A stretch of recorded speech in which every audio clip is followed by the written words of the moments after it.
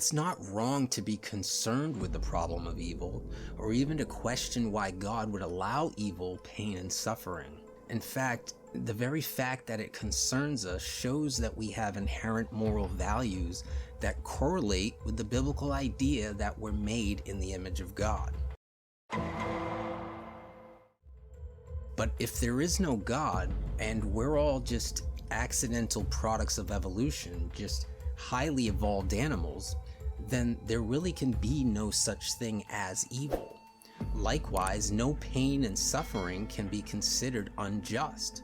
Consider all the animals that kill each other's children, and brutally fight each other for survival or even just territorial reasons.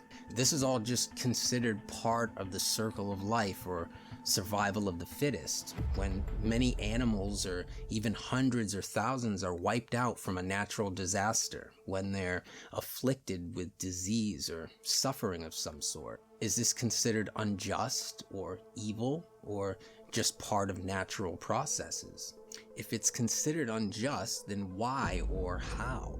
There must be a cause or agent responsible for injustice. If it's not considered evil or unjust, then why should the same things be considered evil or unjust as it concerns humanity?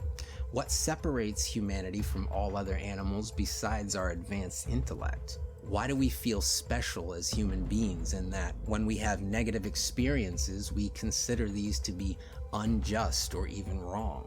If products of natural selection and survival of the fittest, it's most natural to kill or be killed. Why is it then evil to murder someone else? Likewise, the smarter and the stronger should rise above, being more productive and having the right to the top of the pecking order. Why then do we stand for social equality? Why is it considered noble to defend the weak and helpless? These values that are instilled in us stand in direct contradiction to what we are as human beings. In fact, moral human beings who are strictly a product of evolution is a kind of oxymoron. Compassionate, empathetic, generous, and kind human beings is a sort of conundrum. A highly evolved species that care about other people that in no way will benefit their own life to care about are walking contradictions. According to naturalists, we're only here for millions of years of our own instinct to survive and evolve into a stronger and more efficient species. To care for the well-being of anyone or anything that doesn't benefit one's own well-being is completely counterproductive to our own instinctual endeavor in regard to natural selection. This doesn't answer why a supposedly loving and just God would allow evil, pain, and suffering, but it does suggest that there is something outside of natural things that guides and governs what we consider to be the universal moral code. Now, I could provide a reason why God would allow evil and suffering, perhaps in another video, but for now we have to ask ourselves, why is there, and how is there any such thing as evil, injustice, or immorality? If there is no God, there can be no objective morality. We're left with subjective truths, meaning what may be considered wrong and evil for one person may be considered permissible or good for another. Are moral truths time-constrained, or are they culturally based? Who's to say that Hitler and Stalin were evil or unjust? This leaves us with an even greater problem.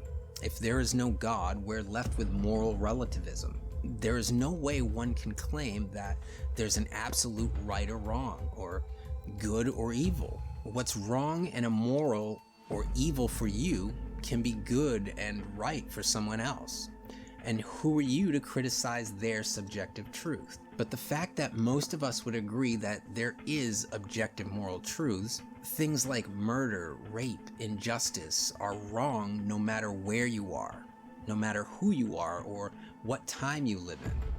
This proves that there is truth that stands outside of our material bodies. And if there is a universal truth, a moral code that stands outside of one's personal opinion, then there must be a universal truth bearer or giver of that moral law.